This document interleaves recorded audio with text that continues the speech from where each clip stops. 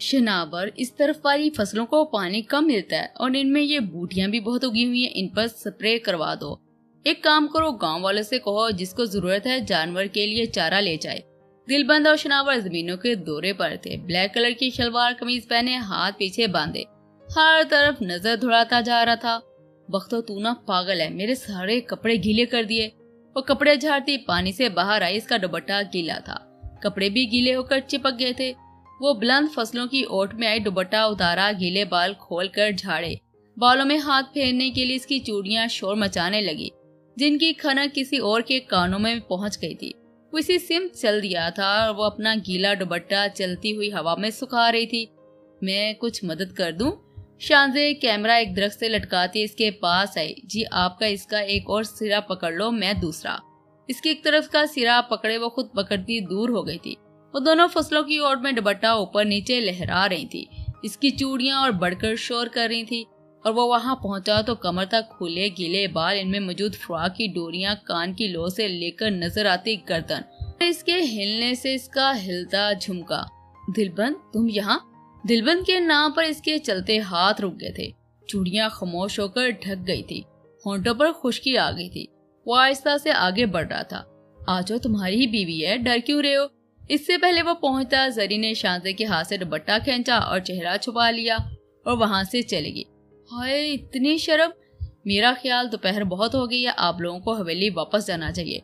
शनावर आया, आप सबको ले जाएगा। जरी की हरकत पर इसको अच्छा खासा बुरा लगा था। शनावर जरी इर्तिशा को ले आया था। शांजे अपनी गाड़ी में गई थी। बख्तो तो वैसे ही आवारा पंछी थी।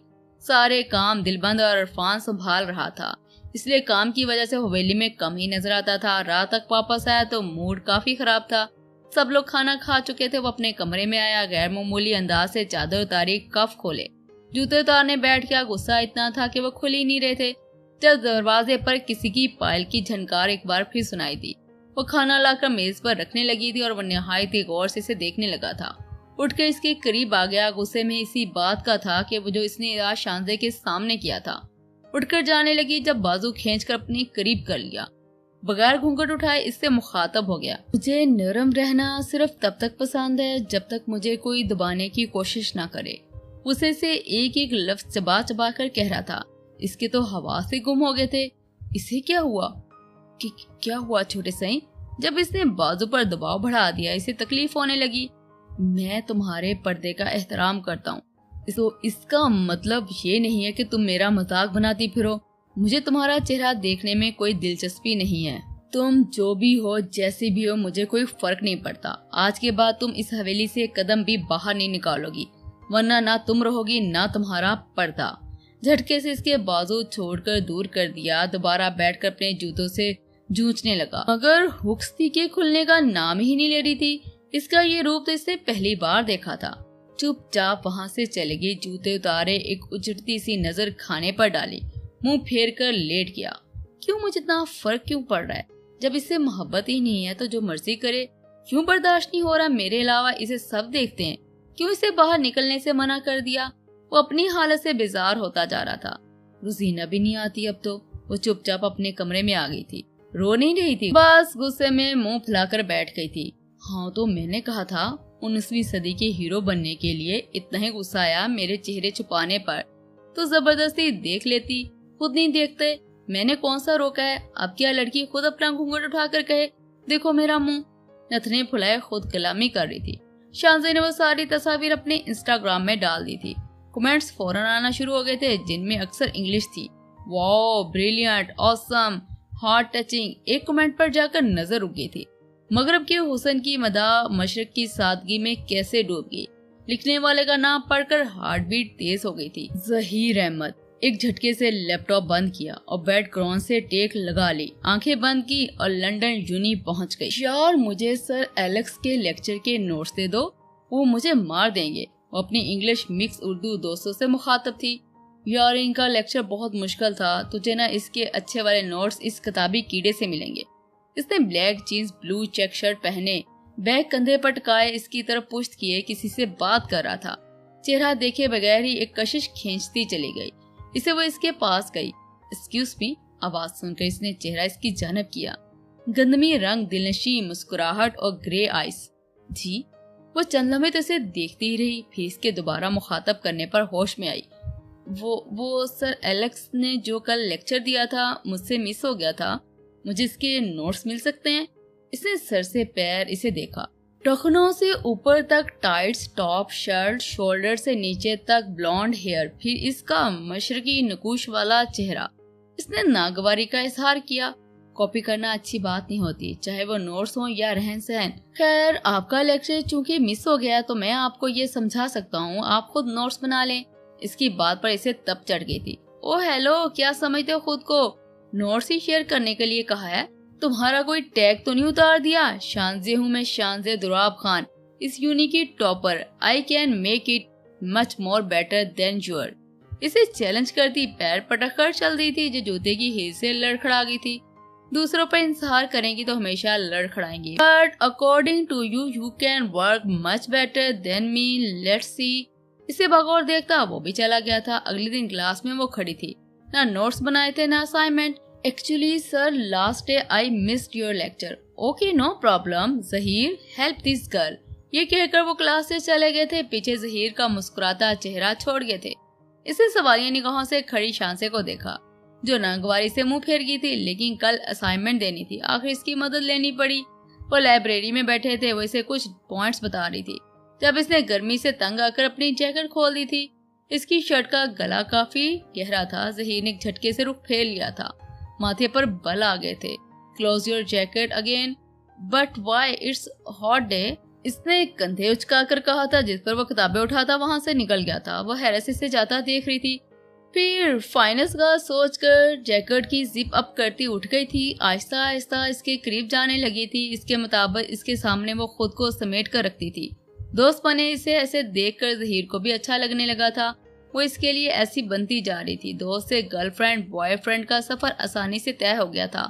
ساتھ رہتے ہنستے کھیلتے اپنی فرینڈ کی برتھ ڈے پارٹی ایک دوسرے واپس آ رہے تھے۔ ہنستے مسکراتے سے پنک کلر کی سلیو لیس فراک پہنی ہوئی تھی۔ گاڑی کیوں روکتی؟ گاڑی وہ چلا رہی تھی، اس لیے ظہیر نے پوچھا، مگر وہ سامنے دیکھ رہی تھی۔ پھر گاڑی سے اتر کر باہر گئی اور درختوں کے اوپر سے فائر ورک کا منظر دیکھنے لگی۔ اسے ایسے اشتیاق سے دیکھتے ہوئے ظہیر فدا ہو گیا تھا اس پر۔ It's too beautiful. وہ بھی اس کے ساتھ آ کر کھڑا ہو گیا تھا۔ یس، جسٹ لائک یو۔ خاموش اندھیری رات، آسمان پر چمکتے ستارے اور شعلہ جنگل کا فسو، اور وہ دونوں اس حیرت سے پلٹ کر اسے دیکھا۔ یو لو می؟ اس بات پر اس کی مسکراہٹ اور گہری ہو گئی تھی۔ مور دین یو تھنک۔ اس کے نہایت ہی قریب جا کر اس نے یہ جملہ کہا، مگر وہ خاموش حیرت زدہ سی اسے دیکھ رہی تھی۔ اس کی گرے آنکھوں میں کیا تھا جو اسے بے بس کر رہا تھا؟ اس نے ہاتھ اس کے گال پر رکھا، چہرہ اس کے قریب کیا۔ تم بھی کرتی ہو نا؟ مگر وہ آنکھیں اس پر مسلط کیے سے مسلسل دیکھ رہی تھی۔ سلو موشن میں پلکیں جھپکائے ہوئے اسے جھک کر نرمی سے اس کے لبوں کو اپنی گرفت میں لے لیا تھا۔ آسمان پر ہزاروں آگ کے شعلے چمک رہے تھے۔ اس نے بھی بازو اس کی گردن کے گرد حائل کر دیا تھا، پیر اوپر اٹھا کر خوبصورت رات اس خوبصورت لمحے کے نظر ہو گئی تھی۔ اگلے کچھ دن وہ ایک دوسرے سے ہچکچاتے ہی رہے تھے۔ پھر ظہیر خود اس کے پاس آیا۔ وہ اپنے دوستوں کے گروپ میں بیٹھی تھی، ہمیشہ کی طرح بے باک بے فکر۔ شان سے، مجھے تم سے بات کرنی ہے۔ اسے مسکرا کے ایک نظر سے دے کر ہاں میں پلکیں جھپکائی تھی۔ وہ اسے لے کر ایک پارک میں آیا تھا، جہاں اس وقت کوئی بھی نہیں تھا۔ ہر طرف پھول ہی پھول تھے۔ وہ انہیں دیکھ رہی تھی۔ جب اس نے گھٹنوں کے بل بیٹھ کر رنگ اس کے سامنے کی۔ Will you marry me؟ شانزے نے حیرت سے اسے دیکھا تھا۔ What؟ مجھ سے شادی کرو گی، بنو گی مسز شانزے ظہیر احمد؟ شادی؟ اور اس سے پہلے تم یہ مغربی لباس نہیں پہنو گی۔ یہ ہمارا لباس پورا ہے، یہ بے پردہ ہے۔ تم صرف میرے لیے ہو، میرے لیے کوئی تمہارا چہرہ نہ دیکھے۔ ارے رکو، یہ کیا؟ مجھے لگتا ہے تم بہت زیادہ سیریس ہو گئے ہو۔ Yes, I love you, but as a friend مجھے شادی نہیں کرنی۔ اور یہ کیا، یہ کپڑے نہ پہنوں؟ میں نے تو شادی کے لیے ہاں بھی نہیں کی اور تم مجھے بدل رہے ہو۔ میں ہمیشہ سے ایسی تھی، ایسی رہوں گی، مگر تم سے شادی کرنا یہ ممکن نہیں ہے۔ وہ صدمے کی حالت میں اسے دیکھ رہا تھا۔ یہ کیا کہہ رہی ہو دوست؟ تمہیں سچ میں لگتا ہے ہم صرف دوست ہیں؟ اس کا انکار تڑپا ہی تو گیا تھا اسے۔ ہاں، صرف دوست، لائک مائک، فیصل، جیری، ان سب کی طرح گڈ فرینڈز۔ اس بات پر اس نے پکڑ کر قریب کر لیا تھا، آنکھیں غصے سے لال ہو گئی تھی۔ ان سب کو بھی میری طرح کس کیا تھا؟ اس کا سوال اسے اشتعال میں لے آیا تھا۔ خود کو اس کی کیسے نکالا؟ Shut up, just shut up, میں ایسی لڑکی نہیں ہوں۔ وہ تو اس رات پتہ نہیں کیا ہو گیا تھا۔ ہاں میں اسپیشل ہوں نا، صرف دوست نہیں ہوں نا. You also love me, let's get married. اس نے پھر اس کا ہاتھ تھاما تھا. او پلیز ظہیر بس کرو، وہ جو بھی ہوا تھا it was natural and common in these countries. مجھے تم سے شادی نہیں کرنی، مجھے کسی سے بھی شادی نہیں کرنی. اس کے ہاتھوں میں پڑی رنگ اچھالتی وہ چلی گئی تھی. اس کے ساتھ اس نے آنکھیں کھول دی تھی. 2 سال ہو گئے تھے اسے گئے. آج اس نے اس کی تصاویروں پر کمنٹ کیا تھا، ظہیر واپس آ جاؤ پلیز. اس نے دوبارہ لیپ ٹاپ کھولا. میسج آیا ہوا تھا. کھولا تو اردو میں چند جملے لکھے تھے. تیرے پہلو میں جو راتیں گزاری، شب مہتاب میں نظریں اتاری، ہم بھی رکے ہیں اسی موڑ پر، کوئی ہم کو صدا دے. حیرت و مسکراہٹ لبوں کو چھو گئی تھی. اس نے اپنا فون اٹھایا، کانٹیکٹس کھولے، اسکرول کیا تو نمبر مل گیا. کانپتے ہاتھوں سے کال ملائی. راکنگ چیئر پر چاند کو دیکھ رہا تھا. جو فون بجا، نمبر دیکھ کر ایک دلنشیں مسکراہٹ چہرے پر آ گئی تھی. ہیلو. 2 سال بعد اس کی آواز اندر تک سکون اتار گئی تھی. ظہیر تم سن رہے ہو نا؟ نہیں تم نے کچھ بھی تو نہیں کہا. ابھی بتاؤ. سن رہا ہوں. آخر میرا انتظار پورا ہو ہی گیا. تم نے شادی کر لی؟ اپنے آنسو پر قابو پاتے ہوئے اور ڈرتے ڈرتے پوچھنے لگی. نہیں، یک لفظی جواب آیا تھا. کیوں؟ تم نے جو دھتکار دیا تھا کسی نے اپنایا ہی نہیں. تم نے کر لی؟ تمہیں نے تو بد دعا دی ہوگی نا، میرے علاوہ کوئی نہ ملے اس لیے نہیں ملا. ایک نے تو تھپڑ مار کر ویسا بنا دیا جیسا تم چاہتے تھے، پردہ دار. ہاں تھپ مارتا تو مجھے بھی کھا جاتی. اب کرو گی مجھ سے شادی؟ اس بات پر اس نے شرما کر فون بند کر دیا تھا. جب دوبارہ بجنے لگا تو اس نے پھر اگنور کر دیا. آخر پھر اٹھا لیا. I love you. سب سے پہلی آواز ہی آئی تھی. وہ شرم سے لال ہو گئی تھی. محبت لوٹ آئی تھی جب خمار اترا تھا. مونسون بارشوں نے ایک بار پھر ڈیرے ڈال لیے تھے. ویلی کے تمام لوگ سوہا کی چھوٹی بہن کی شادی میں گئے تھے. دلبند اور زری گھر پر ہی تھے. دلبند کو آج کچھ ضروری کام نہیں تھا اس لیے گھر پر ہی تھا. زری کی طرف سے آنے والا غصہ کافی کم ہو گیا تھا، مگر وہ ایک چیز ضرور جان گیا تھا کہ وہ اس میں دلچسپی لینے لگا ہے. اس نے تو جیسے ہی بائیکاٹ کر لیا تھا. 2 دن سے اس کا ہر کام کشمیرہ کر رہی تھی. نظر اس کی متلاشی تھی جو نہ جانے کہاں چھپ گئی تھی. کشمیرہ اس کے لیے کھانا لائی تھی. کشمیرہ زری کہاں ہے؟ وہ چھوٹے سے ہی نیچے بارش ہو رہی ہے نا تو اس کے اندر بچی جاگی ہوئی ہے. کشمیرہ اسے یہ بتا کر چلی گئی تھی. اٹھا کھڑکی پر آیا. لان میں دیکھا تو وہاں تو کوئی نہ تھا. اسے کچھ حیرت ہوئی. نیچے آیا تو پوری حویلی خالی تھی. کشمیرہ بھی شاید اپنے کمرے میں چلی گئی تھی. وہ باہر لان میں گیا. ہر طرف دیکھا وہ کہیں نہیں تھی. آگے بڑھا تو حویلی کے پیچھے لان سے پازیبو کی آواز آنے لگی. اس سمت چلا گیا. اس کی طرف پشت کیے، دوپٹہ سر سے اتارے، گلے میں ڈالے، باہیں پھیلائے بارش انجوائے کر رہی تھی. پھیلی باہوں میں سے گرتا پانی، گیلی گھاس پر ننگے پیر، بے ساختہ قدم اس کی طرف اٹھ گئے تھے. چہرہ اوپر اٹھائے ٹھنڈے پانی کی بوندوں کو محسوس کرتے ہوئے اسے کسی کی ہاتھوں کا احساس ہوا تھا اپنی کمر کے گرد، اور وہ سہم گئی تھی جب اس کے کانوں میں سرگوشی ہوئی تھی. کہا تھا نا بلا وجہ باہر مت نکلنا. پچھلی دفعہ 103 بخار ہوا تھا. بھوجل آواز سے اس کے رنگوں پر وہ حیران ہوتی جا رہی تھی. 2 دن پہلے تو اتنا غصہ تھا اور اب اتنا محبت بھرا فکر مندی لہجہ. اسے ہوتا کیا جا رہا ہے؟ یہ بات تو وہ خود بھی نہیں جانتا تھا. دونوں بھی رہے تھے ایک ساتھ اس کو اپنے ساتھ لگائے. چھوٹے سے یہ کیا کریں؟ زری مجھے تو اچھی لگتی ہے. پتہ نہیں کب سے تیری سادگی، تیرا پردہ مجھے اچھا لگنے لگا ہے. تب سے ان سرابوں سے جان چھوٹ گئی ہے میری. مجھے اچھا نہیں لگتا. میرے علاوہ سب نے تجھے دیکھا، میری تو ہے اور میں نے ہی نہیں دیکھا. پر مجھے تجھ سے نہیں، تیری اس گھونگھر سے محبت ہوئی ہے، تجھے بنا دیکھے. مگر آج مجھے تجھے دیکھنا ہے. اس کے کان کے قریب خمار آلودہ لہجے میں بولتا جا رہا تھا جب اس نے اس کی چادر اس کے سر پر دے کر چہرہ پھر چھپا دیا اور ہاتھ پکڑ لیا. مگر یہاں نہیں، اپنے کمرے میں. اس کا ہاتھ پکڑے وہ اندر حویلی کی جانب چلا.